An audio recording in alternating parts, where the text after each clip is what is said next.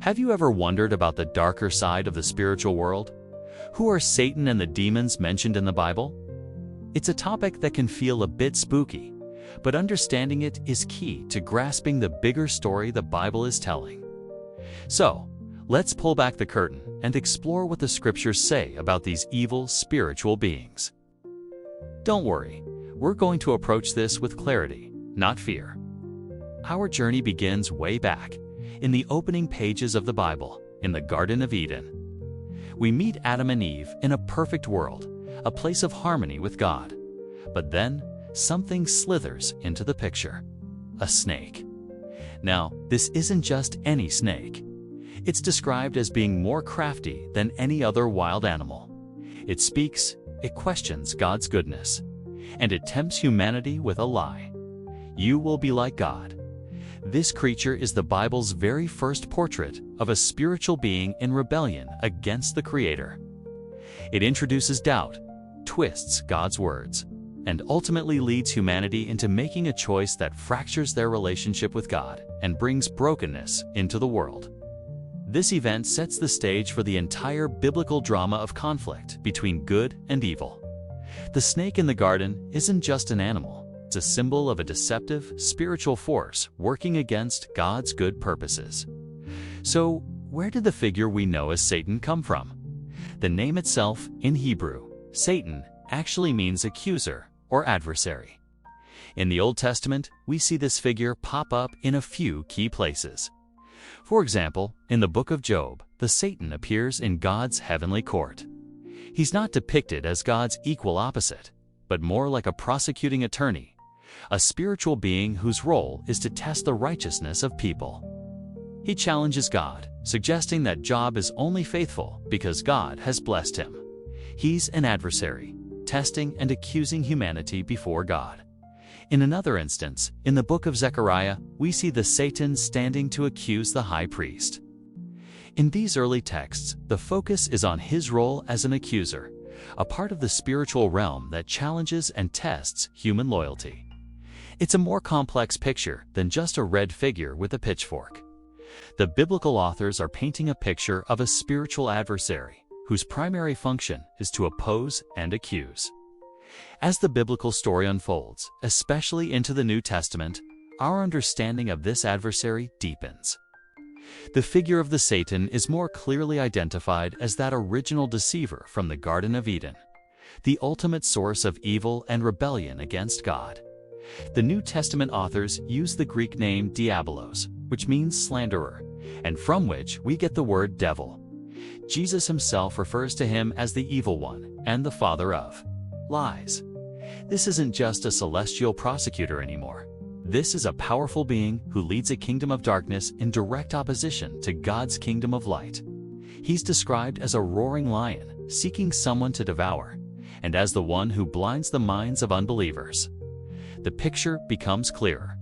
There is a cosmic conflict underway.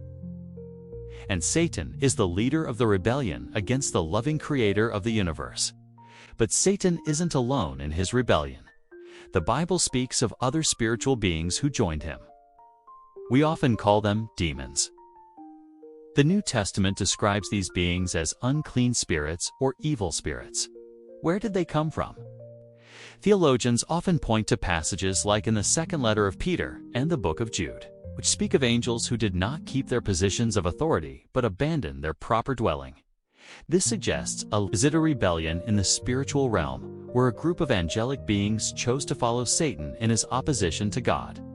These rebellious beings were cast out of God's immediate presence and now work to carry out their evil agenda on earth. They are not all-powerful, but they are real.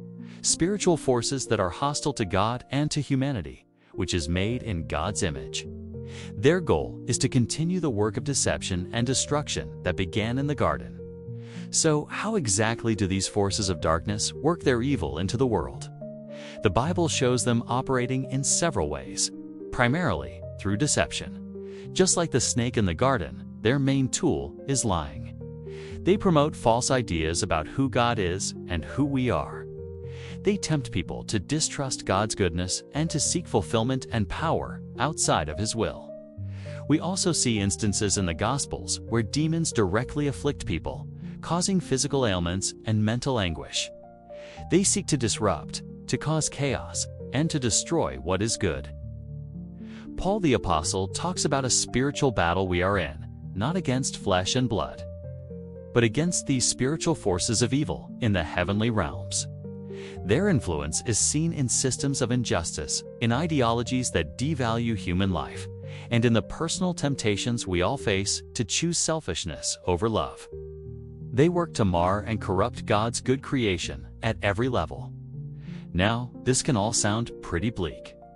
Pain, suffering, and evil are real parts of our experience. But how did Jesus, the central figure of the Christian faith, view all this? When Jesus encountered people who were sick, suffering, or afflicted by dark spiritual forces, he didn't see it as God's will for them. He saw it as the tragic result of a world under the influence of evil. His response was always one of compassion and power. He healed the sick, he restored sight to the blind, and he freed those who were oppressed by demonic spirits. For Jesus, sickness and evil were enemies to be defeated, not conditions to be accepted. Every miracle he performed was a declaration that God's kingdom was breaking into the world to push back the darkness. He was demonstrating what the world looks like when God is in charge, a world of healing, wholeness, and freedom. Jesus viewed pain and suffering as intruders in God's good world, and he came to reclaim and restore it. This leads us to the ultimate confrontation, the cross. It might look like the moment evil one, where the Son of God was defeated and killed, but the Bible presents it as the complete opposite. On the cross, Jesus took all of the sin, darkness, and evil of humanity upon himself. He allowed the forces of darkness to do their worst to him, but they couldn't hold him. By rising from the dead 3 days later, Jesus defeated death and broke the power of Satan and evil forever. His resurrection is the ultimate victory. It's God's declaration that love is stronger than hate, light is stronger than darkness, and life is stronger than death. The power of the accuser has been disarmed. While the spiritual battle continues, the decisive victory has already been won.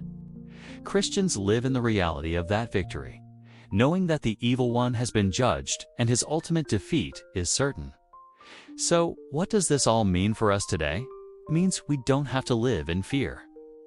Yes, the Bible affirms the reality of evil spiritual beings, but it proclaims even more loudly that their power is broken and limited. Through Jesus, we are offered protection and authority over these forces. The message isn't to be obsessed with demons, but to be focused on Jesus. We're called to put on the full armor of God, which includes things like truth, righteousness, faith, and the Word of God. This isn't about some magical ritual. It's about living a life committed to God, rooted in truth, and filled with faith. By staying close to Jesus, we are secure. He has conquered the enemy, and in him, we share in that victory. The story of the Bible isn't ultimately about Satan's power. It's about God's incredible, redeeming love that overcomes all darkness. Thank you so much for joining me on this deep dive into a complex topic. I hope it brought some clarity and encouragement. If you found this helpful, please give the video a thumbs up. And don't forget to subscribe and hit that notification bell so you don't miss our next video. We'd love to hear your thoughts in the comments below. Until next time, stay curious and stay rooted in the truth.